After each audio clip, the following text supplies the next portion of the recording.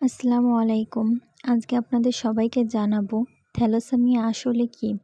Thalassaemia এমন একটি রোগ যে রোগ হলে মানুষের প্রতি মাসেই রক্ত দিতে হয়।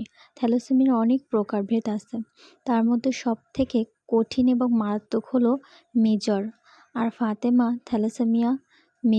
বিটা থ্যালাসেমিয়া মেজর রোগে আক্রান্ত। ওকে প্রতি 22 দিন পর পর রক্ত দিতে হয়, কেননা থ্যালাসেমিয়া রোগীদের শরীরে রক্ত হয় না বা লোহিত কণিকা জন্মায় না। লোহিত কণিকা যেহেতু হয় না, তাই প্রতি 22 দিন পর পর আমার ফাতেমাকে রক্ত দেওয়া লাগে। রক্ত দেওয়া অনেক কষ্টের। ফাতেমা অনেক কান্না করে, সহ্য করা যায় না। প্রতিটা মাসে ওর হাতে ক্যানুলা করা হয়, হিমোগ্লোবিন টেস্ট করার জন্য ব্লাড নেওয়া হয়, ক্রস ম্যাচিং করার জন্য ব্লাড নেওয়া হয়। অনেক যন্ত্রণা, অনেক কষ্টদায়ক এই রোগটি। তাই সবাই থ্যালাসেমিয়া রোগ সম্পর্কে সচেতন হন। থ্যালাসেমিয়া অনেক ব্যয়বহুল একটি রোগ। থ্যালাসেমিয়া রোগ হলে অনেক আর্থিক ক্ষতি হয় এবং শারীরিক যন্ত্রণা ভোগ করতে হয়। ফাতেমা এতটুকু একটা মানুষ, তার অনেক কষ্ট সহ্য করে পৃথিবীতে বেঁচে থাকতে হয়।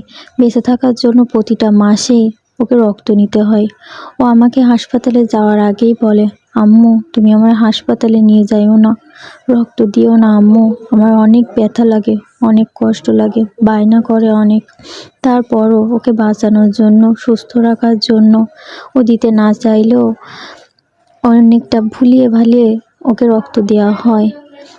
কারণ ওকে তো বাঁচতে হবে, পৃথিবীতে তো থাকতে হবে, যুদ্ধ করে তো টিকে থাকতে হবে।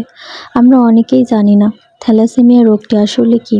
থ্যালাসেমিয়া রোগটি আসলে মানুষের শরীরে জিনগত একটা ত্রুটি।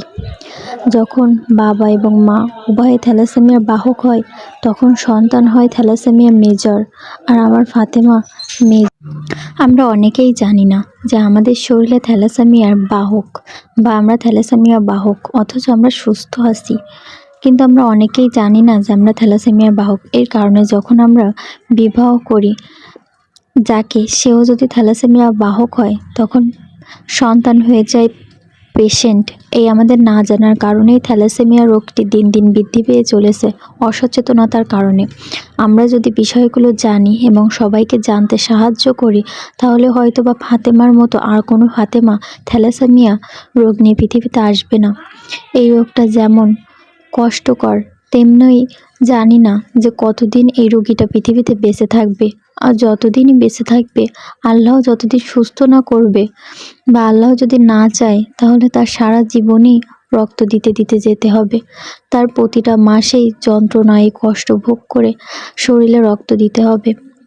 আর প্রতিটা ছোট বাচ্চা বা নবজাতক যখন একটা পরিবারে আসে, তখন পরিবারে অনেকটা হাসি আনন্দে মেতে ওঠে। আর যখন বাবা মা জানতে পারে যে তার সন্তানটা অসুস্থ, সারা জীবনের জন্যই অসুস্থ, কখনো পুরোপুরি সুস্থ হওয়া সম্ভব না বা কোনো ওষুধ নেই, কোনো চিকিৎসা নেই সুস্থ হওয়ার, তখন তার বাবা মা বা তার পরিবারের কতটা মানসিক চাপ আর কতটা কষ্ট নিয়ে বেঁচে থাকতে হয় শুধুমাত্র থ্যালাসেমিয়া রোগের